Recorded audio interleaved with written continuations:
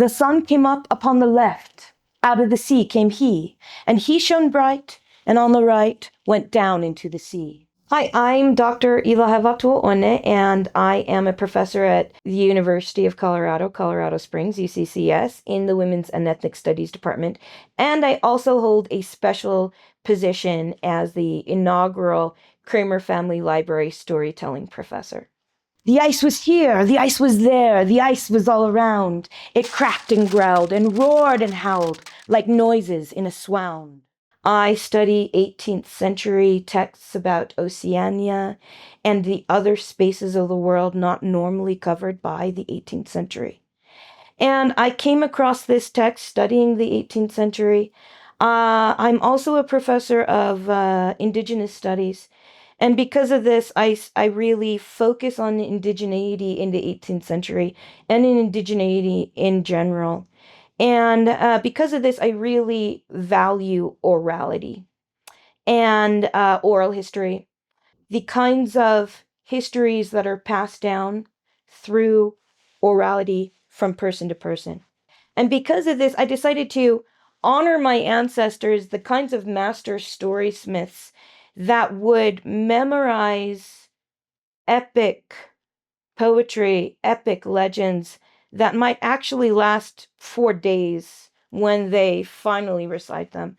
And I decided to honor these ancestors by starting to memorize long epic poetry myself. And this was the first epic poem that I ever memorized, The Rime of the Ancient Mariner by Samuel Taylor Coleridge, written in 1798, a Scottish poet. And I chose this poem because of its rhyme scheme, because of the kind of easy ways the rhythm lets me memorize, the ways that Coleridge used alliteration or the repetitive words, repetitive sounds, made it really easy for me to memorize after a while, after getting into it. The memorization then helped me actually develop the part of my brain that remembers things. And because of this, I'm able to memorize parts of literature pretty easily for classes that I teach. So when I can go and read something, I can recall something very easily. And that way it helps me actually be a better professor. And this is the way that I like to re-indigenize the academy. Honoring orality, memorizing long-form poetry. At length did cross an albatross. Thorough the foggy came. As if it had been a Christian soul, we hailed it in God's name. In mist or cloud, on mast or shroud, it perched for vespers 9, whiles all the night through fog smoke white glimmered the white moonshine. God save thee, ancient mariner, from the fiends that plague thee thus. Why lookest thou so? With my crossbow I shot the albatross. There are a lot of themes that actually still appear in modern culture, modern films, things that we might not even realize that come from the Rime of the Ancient Mariner, including the trope of the albatross and the albatross around my neck. Now, this is something that you'll see a lot in older films in the 20th century. Sometimes we still see the trope of the albatross in my neck. Still in more modern 21st century things, but the albatross around my neck, and it means this kind of curse that I cannot get rid of, and it is my doing. This kind of guilt, or a recurring problem because of something that I've done. And this is one of the ways that the Rime of the Ancient Mariner still makes its way into modern culture. And we can see some of these other lines too, such as water, water everywhere, and not a drop to drink. This is a line that keeps getting repeated throughout, then it gets picked up and repeated throughout literary and film history. And I had done a hellish thing, and it would work 'em woe. For all averred I had killed the bird that made the breeze to blow. Ah, wretch, said they, such birds to slay that make the breeze to blow.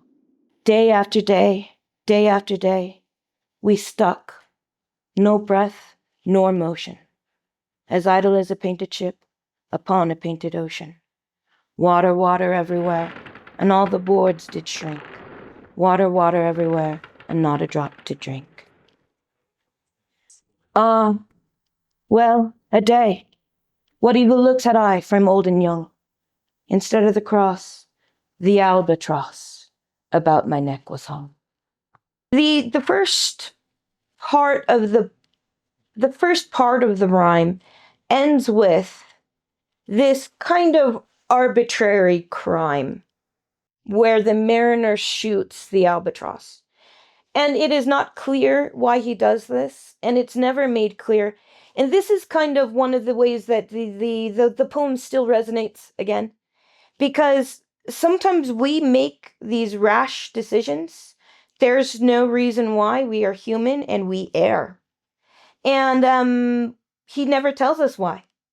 It's kind of just an impulse, and it's the kind of human impulse that we all understand. We know there's no reason why we do something reckless, we destroy, and there is no reason why, we just did it. And then there are all of these unintended consequences. And this is also, so the poem is about the consequences, even of just being human. The kind of guilt that piles up because we've done things that we don't know why, and we don't know why we've done them. There passed a weary time. Each throat was parched and glazed each eye. A weary time, how glazed each weary eye. I mean, I do love the language of the 18th century. I really do. And, but it can be a barrier to modern readers. So let me give you a quick plot rundown. So one of the things that we don't mention is that there is a wedding guest, and he is one of the main characters in the Rime of the Ancient Mariner. So the mariner comes upon a wedding guest. He's on his way to a wedding, and the mariner stops him. He's actually the best man, and he's like, "Hey, wait, I've got a story to tell you."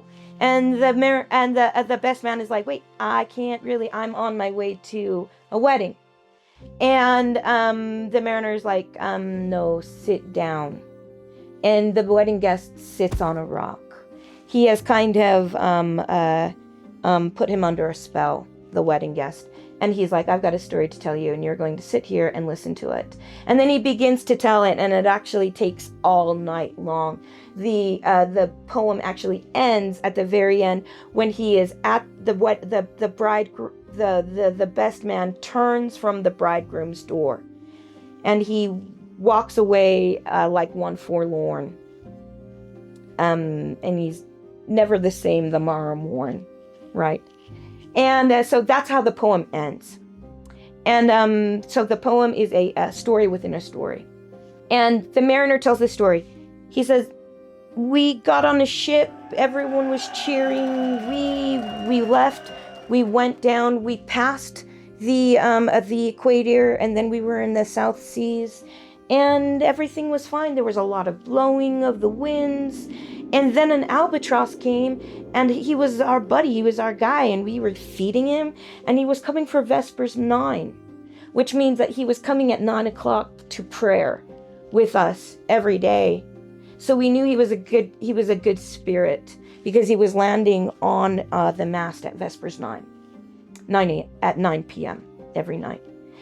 And then for no reason, the mariner, he just shoots him, just shoots this albatross. And this action coincides with the point in the map where he ends up in the doldrums, where there is no wind. And the other mariners first they blame this mariner for shooting the albatross. But then they say maybe it was actually good that you shoot the albatross because that you shot the albatross, because maybe he was actually bringing these other bad things. And because of that, actually, because all of the other mariners agree that it was okay, they end up dying. That is why, I mean, besides the dehydration and the thirst, right? There's actually another part of this poem where the mariner, and it's pretty ghastly, he bites his arm and sucks the blood in order to have enough hydration in his mouth only to speak. And when the other mariners realize that, they also cut their arms and suck the blood so that they can speak too. So it's a pretty a gruesome part of the poem that we didn't film. But anyway, so it's at that point when death comes knocking at their door. Death is a woman, very scary, and the nightmare life in death is what she's called. The nightmare life in death is she. And she plays a game and wins the lives of all of the other mariners except for the man who shoots the albatross, and they all die that night. And he alone is left on the ship, and with all of their rotting corpses. And he's left there for we really have no idea how long he's there. But eventually, the mariners, from some weird spell, they all raise up and they become alive. And this is the kind of the scary part of the poem. They're alive, and they help steer the ship back to port. Once they reach the port, they all then drop again. They drop down dead. And then the mariner is the only one who is alive. He then is cursed from that moment on to tell this story, to tell the tale, until his tale is told, the agony, finally it goes away, and he is cursed to just go from land to land and tell this tale over and over and over. When looking westward, I beheld a something in the sky. At first it seemed a little speck, and then it seemed a mist. It moved and took at last a certain shape I wist. A speck, a mist, a shape I wist, and still it neared and neared. As if it dodged a water sprite, it plunged and tacked and veered. Alas, thought I, and my heart beat loud, how fast she nears and nears. Are those her sails that glance in the sun, like restless gossameres? Are those her ribs through which the sun doth peer as through a grate? And is that woman all her crew? Is that a death? And are there two? Is death that woman's mate? Her lips were red, her looks were free, her locks were yellow as gold, her skin was white as leprosy. The nightmare life in death was she, who thicks man's blood with cold. The naked hulk alongside came, the twain were casting dice. The game is done, I've won, quoth she, in whistles thrice. Or what do you think the albatross represents? Right. And why is it significant then that our mariner killed it? Okay, so the significance of the albatross and the shooting of the albatross leads to all of these other kinds of unintended consequences that don't really then affect the mariner. What happens because of his killing of the albatross, what ends up happening is that everyone else on the boat dies, and not him. One after one by the star-dogged moon, too quick for groan or sigh. Each turned his face with a ghastly pang, and cursed me with his eye. 4 times 50 living men, and I heard nor sigh nor groan. With heavy thump, a lifeless lump, they dropped down one by one. Their souls did from their bodies fly.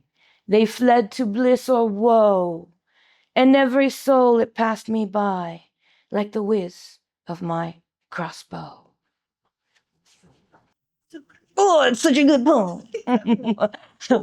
Also, it's like a butterfly effect. One small action triggers all of these other actions. Alone, alone, all alone. Alone on a wide, wide sea, and never a saint took pity on my soul in agony. The many men, so beautiful, and they all dead did lie, and 1,000 slimy things lived on, and so did I. The cold sweat melted from their limbs, nor rot nor reek did they. The look with which they looked on me had never passed away.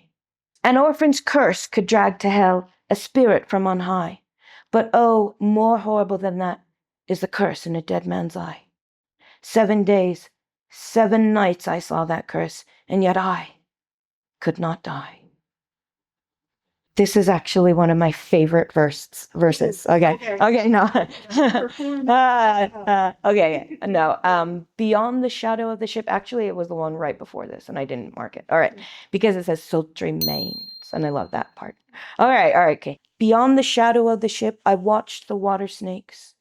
They moved in tracks of shining white, and when they reared, their elfish light fell off in hoary flakes. Within the shadow of the ship, I watched their rich attire. Blue, glossy green, velvet black, they coiled and swam, and every track was a flash of golden fire. Oh, happy living things, no tongue their beauty might declare.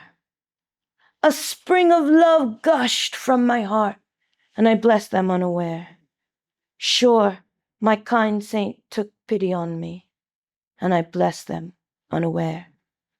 That selfsame moment I could pray, and from my neck so free, the albatross fell off and sank like lead into the sea.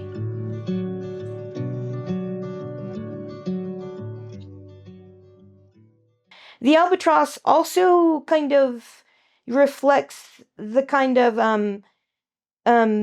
altruism that exists within human beings that we really have to go on a journey to find. Much of our moral journey is only experienced through our mistakes. We don't reach that kind of altruism in ourselves without first going through fire, without first making mistakes. In fact, these errors are important that we make them so we learn not to make them. And the albatross reflects this kind of goodness that we know are in ourselves after only we realize the kinds of mistakes that we are also able to make. And so I think that the albatross represent guilt, but but the kind of guilt that does no work and drags us down. And it is only when the mariner begins to realize the beauty in other animals that the albatross actually falls off of his nest. And soon I heard a roaring wind. It did not come anear, but with its sound it shook the sails that were so thin and sere. The upper air burst into life, and 100 fire flags sheen. To and fro they were hurried about, and to and fro and in and out the wan stars danced between. And the coming wind did roar more loud, and the sails did sigh like sedge, and the rain poured down from one black cloud, the moon was at its edge. How long in that same fit I lay, I have not to declare. Yet ere my living life returned, I heard, and in my soul discerned, 2 voices in the air. And soon I heard the dash of oars. I heard the pilots cheer. My head was turned perforce away, and I saw a boat appear. The pilot and the pilot's boy. I heard them coming fast. dear Lord, in heaven it was a joy the dead men could not blast. Like one that hath been 7 days drowned, my body lay afloat, but swift as dreams myself I found within the pilot's boat. Since then, at an uncertain hour, that agony returns. Until my ghastly tale is told, this heart within me burns. I pass like night from land to land. I have strange power of speech. That moment that his face I see, I know that man that must hear me. To him my tale I teach. You get to the end, and this is about not killing. Yeah. Not killing human beings, but also not killing others. And that all souls, all things have souls, which is a really revolutionary idea for 1798, when they are barely beginning to recognize that women have souls. Oh, this is an interesting connection. The vindication of the rights of women is published maybe just 4 years before the publication of this poem. And Mary Wollstonecraft is arguing in that women have souls. Women are rational. Women are more than animals. So, Coleridge making the claim that not only that animals also have souls. This is kind of a revolutionary idea in itself. Farewell, farewell, but this I tell to thee, thou wedding guest. He prayeth well who loveth well, both man and bird and beast. He prayeth best who loveth best all things great and small. For the Lord God, who loveth us, he made and loveth all. So because of these things, the ghost stories, the kinds of themes of regret, these themes still resonate with modern audiences today. And in fact, because of this, because modern audiences still love this, this is still in production. There are many musicals of the Rime of the Ancient Mariner. I saw a local production of a musical once in a small town. Iron Maiden also wrote a song about the Rime of the Ancient Mariner. And so it's still kind of popular today, even though it was written all the way back in 1798. As the inaugural storytelling professor, this role was so incredibly important, both to my research and my personal interests. The importance of narrative, orality, oral history, and also the honoring of storytelling in academic libraries. That was so incredibly important. For me, it's important to decolonize these kind of academic spaces, and storytelling is absolutely one of the ways that we can do this. Bam! Scene! Thank you for watching this production of Storytelling from the Kraemer Family Library at the University of Colorado, Colorado Springs. Please visit our website to learn more about our digital exhibits, collections, and other initiatives.